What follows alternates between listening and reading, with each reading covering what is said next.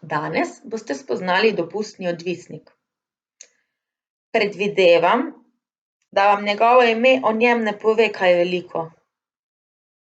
A verjemite, ni težko.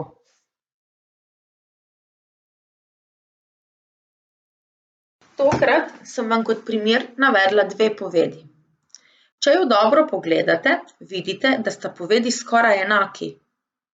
Njun pomen je enak, a uporabljena sta različna veznika. Prav tako pa je zamenjan vrstni red glavnega in odvisnega stavka. Čeprav je bil Jan utrujen, je Zmetko odšel na sprehod. Tukaj smo uporabili veznik čeprav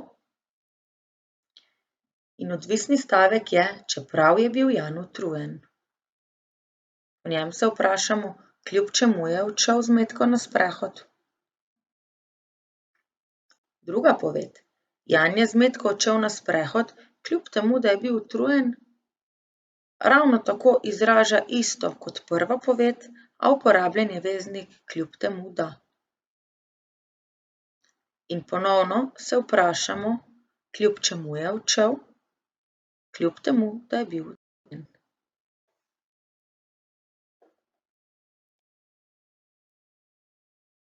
Za dopustni odvisnik je značilno, da z njim na nek način nasprotujemo trditvi v glavnem stavku. Recimo, Jan je bil utrujen,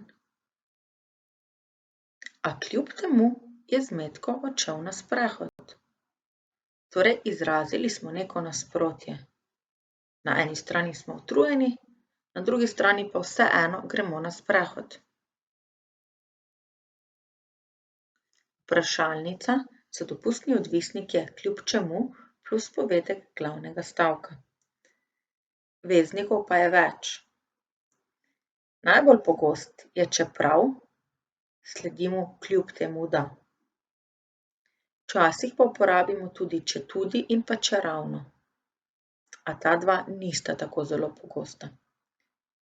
Tukaj bodite zelo pozorni na to, da je veznik kljub temu, da večbesedni veznik in da med večbesednimi vezniki ne pišemo vejice.